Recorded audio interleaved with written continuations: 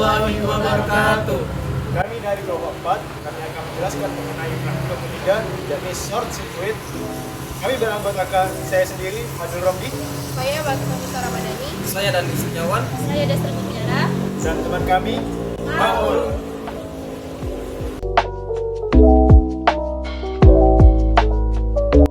Hubung singkat adalah gangguan pada sistem kelistrikan di mana ada dua penghantar yang berbeda tegangan terhubung dengan kondisi hambatan yang rendah sehingga mengakibatkan arus listrik yang lebih besar. Penyebab dari hubung singkat ini ialah kontak langsung dengan pembuka listrik, suhu dan arus yang berlebih, wiring peralatan yang buruk, sambungan listrik yang lokal serta akibat dari cuaca. Nah, akibat dari short circuit ini yaitu menimbulkan suhu dan arus yang berlebih sehingga menimbulkan risiko api dan mati-mati kebakaran.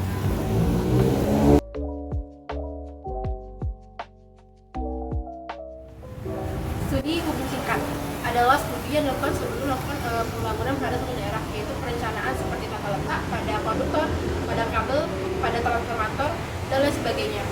Studi juga ada terbagi ke dalam beberapa jenis, diantaranya ada studi aliran daya, studi kelayakan, studi fundamental, dan lain sebagainya. Studi hubung singkat dilakukan untuk menghindari terjadinya suatu kemungkinan terjadi hubung singkat pada daerah tersebut, sehingga dapat mengurangi biaya pada pengelolaannya atau biaya perbaikan. Ada pun juga perhitungan dan standar yang dipakai pada studi hubung singkat, yaitu mengacu pada IEC, yaitu standar internasional yang dapat dibagi dalam 4 jenis gangguan hubung singkat, yaitu hubung singkat puncak, hubung singkat putus, hubung singkat mapan, dan juga hubung singkat kondisi mapan. Ada yang juga yang kedua itu ANSI, yaitu standar Amerika Utara yang dibagi dalam beberapa jenis juga, yaitu hubung singkat rendah di bawah 1000 volt dan juga hubung singkat 3 di atas 1000 volt. Ada pun juga program yang dipakai untuk melakukan analisa hubung singkat, yaitu ada ETAP, SPT, SKM, dan lain sebagainya.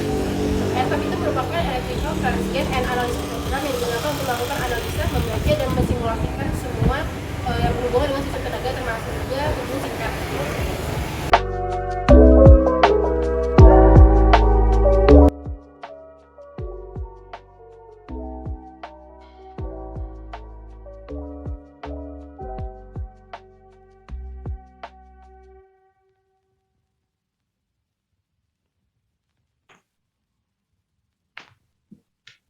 Baiklah, di sini saya akan melanjutkan penjelasan dari teman-teman saya sebelumnya.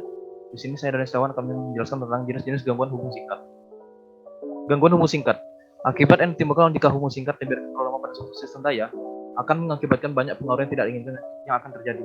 Yang pertama itu berkurangnya batas-batas kestabilan daya. Yang kedua, rusaknya perlengkapan yang berada dekat dengan gangguan yang disebabkan oleh arus yang tak seimbang atau tegangan yang ditimbulkan oleh hubung singkat. Yang ketiga, ledakan bisa terjadi pada peralatan yang mengandung minyak ekstraksi sewaktu terjadinya hubungan singkat. Yang keempat, terpecah-pecahnya keseluruhan daerah pelayanan sistem daya itu oleh suatu rentetan tindakan pengamanan yang diambil oleh sistem-sistem pengamanan yang berbeda-beda. Klasifikasi gangguan.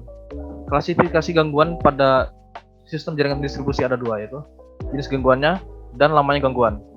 Dari jenis gangguan terdapat 4 poin nih. Yang pertama adalah gangguan 2 fasa atau 3 fasa melalui hubungan tanah.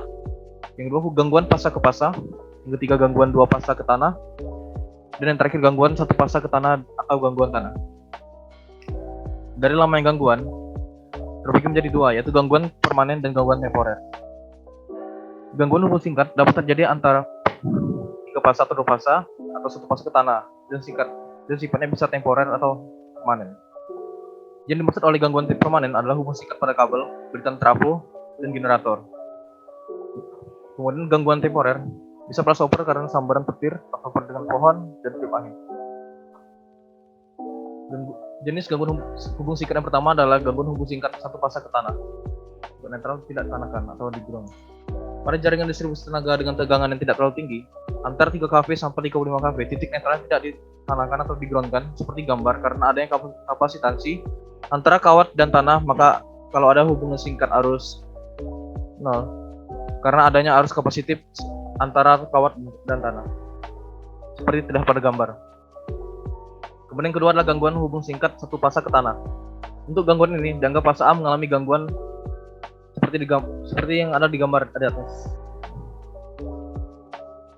Kemudian gangguan hubung 3 fasa. Gangguan hubung singkat 3 fasa. Dapat dilihat di gambar ini ada kondisi saat gangguan hubung 3 fasa, di mana seluruh arus dari 3 fasa tersebut jatuh. Kemudian gangguan hubung singkat 2 fasa. Gangguan hubung singkat 2 fasa terjadi pada saat fasa B dan fasa C dalam kondisi terjadi gangguan seperti pada gambar. Kemudian gangguan hubung singkat fasa ke fasa.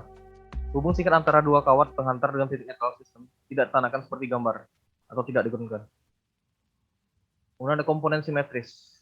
Dapat dilihat di sebelah kiri ini adalah komponen untuk urutan positif, yang tengah adalah untuk urutan negatif, dan yang terakhir adalah urutan nol. Suatu komponen urutan arus dapat menyebabkan tegangan jatuh sesuai dengan urutan arusnya dan tidak mempengaruhi urutan arus lainnya. Berarti tiap urutan yang seimbang akan terdiri dari suatu jaringan. Impedansi urutan dapat didefinisikan sebagai suatu impedansi yang dirasakan arus urutan bila tegangan urutannya dipasang pada peralatan atau pada sistem urut tersebut. Impedansi urutan positif adalah impedansi urutan 3 fasa simetris yang terukur bila dialiri arus urutan positif. Kemudian impedansi urutan negatif adalah impedansi 3 fasa simetris yang terukur bila dialiri oleh arus urutan negatif. Kemudian impedansi urutan 0 adalah impedansi 3 fasa simetris yang terukur bila dialiri arus urutan 0. Terima kasih. Selanjutnya penjelasan selanjutnya akan dilanjutkan oleh teman saya.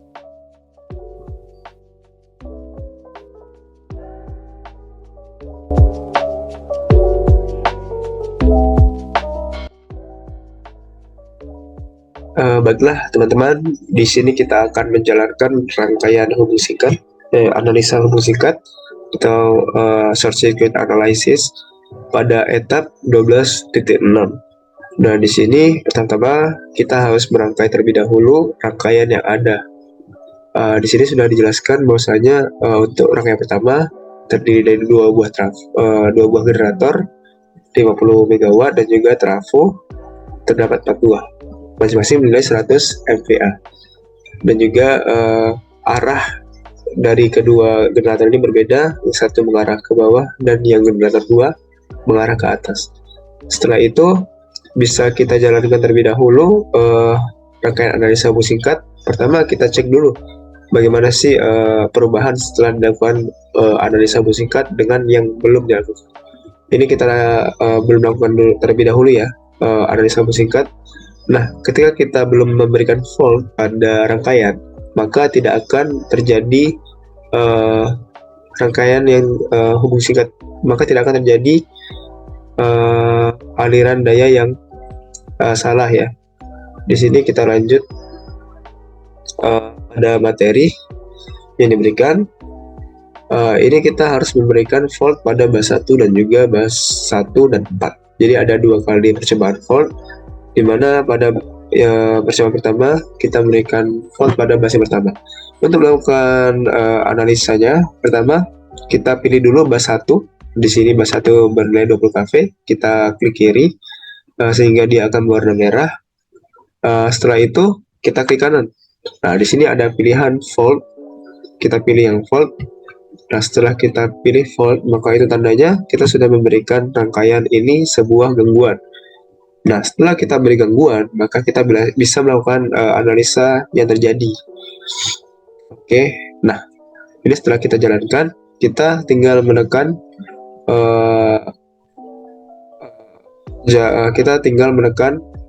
rangkaian analisisnya dengan menekan tanda petir dengan nilai 60909. Nah, setelah itu bisa kita analisa bahwasanya arah arus atau mungkin aliran daya yang mengalir dari generator 1 ini yang semula mengarah ke transmisi dari trafo ini berbalik arah lagi ke bagian bus 1. Begitu juga dengan generator 2 juga mengarah ke bus 1. Generator 1 mengarah ke bus 1 dan trafo yang harusnya mengalir ke arah transmission line ini berubah arah menjadi ke bus 1. Hal ini dapat disebabkan karena pada saat terjadi sebuah short circuit, maka sebuah tahanan akan menjadi mendekati nol dengan cepat.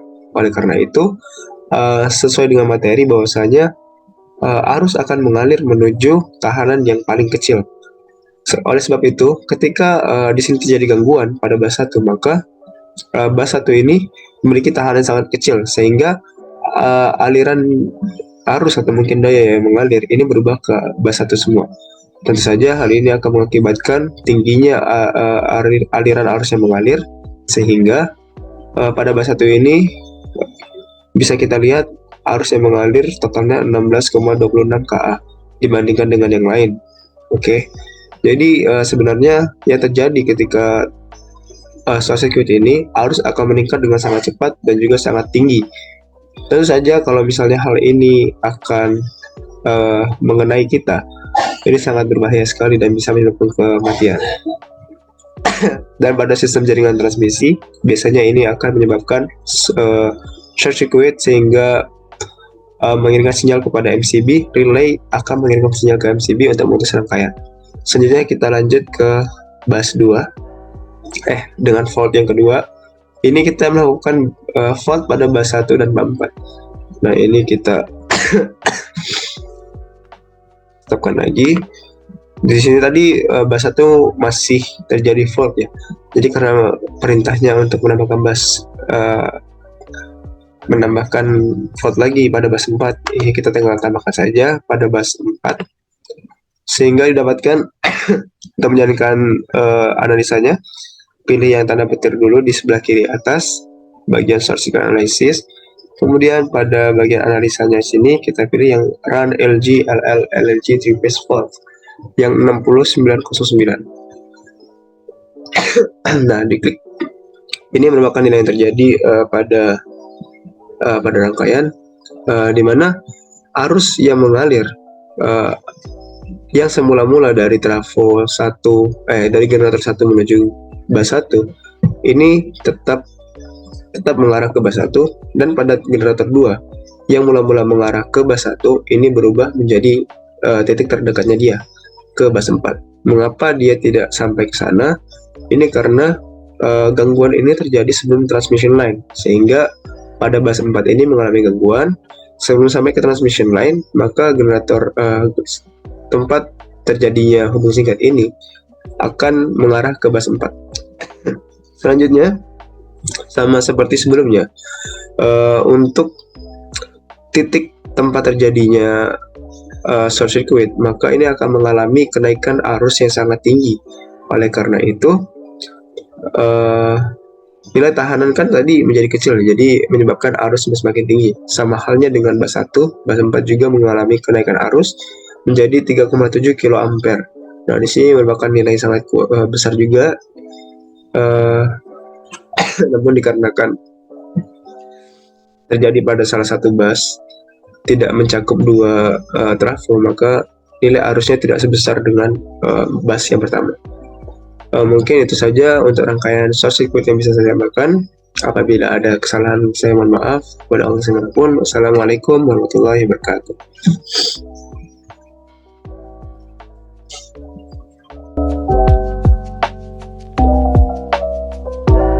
Ya, setelah berbagai penjelasan yang sangat menarik dari teman-teman sebelumnya mengenai materi yang ada di Praktikum SDK pada kali ini, ya selanjutnya adalah kita beralih kepada sebuah kesimpulan. Nah, kesimpulan dari Praktikum ini adalah sebagai berikut. Yang pertama, kami melakukan sebuah praktikum menggunakan sebuah aplikasi yang bernama ETAP. ETAP sendiri adalah sebuah Electric Transient Analysis Program. Aplikasi yang untuk menggunakan analisis yang ada masalah dalam rangkaian listrik. Nah, pada kali ini kami membawa dua topik, yaitu load flow analysis dan juga short circuit analysis atau analisis aliran daya dan juga harus hubung singkat. Nah, selanjutnya beralih kepada load flow analysis. Jadi kesimpulan dari load flow analysis tersebut bahwa diketahui bahwa setiap bus mengalami drop tegangan itu dikarenakan adanya sebuah impedansi dari trafo, saluran transmisi dan juga beban. Nah, jadi semakin tinggi nilai impedansi yang ada, maka tegangan jatuh itu semakin besar juga. Sehingga untuk menimbulkan losses itu dapat dilakukan dengan cara merubah tap changer pada trafonya. Kita bisa dilihat ya, ketika di etap itu kita mengklik tap changer trafonya dan juga melakukan perubahan daripada sisi primer dan sekunder, sehingga nilai gangguan dari drop voltage itu bisa berkurang hal ini bisa dilakukan tanpa merubah sebuah komponen. Nah, ini bisa diimplementasikan secara di dunia nyata. Nah, selanjutnya juga di short circuit split. Short circuit ataupun arus hubung singkat ini dapat diketahui bahwa arus gangguan itu memiliki keterkaitan secara linear terhadap impedansi dan juga sebuah hubungan gangguan singkat antara bus satu dan bus lainnya.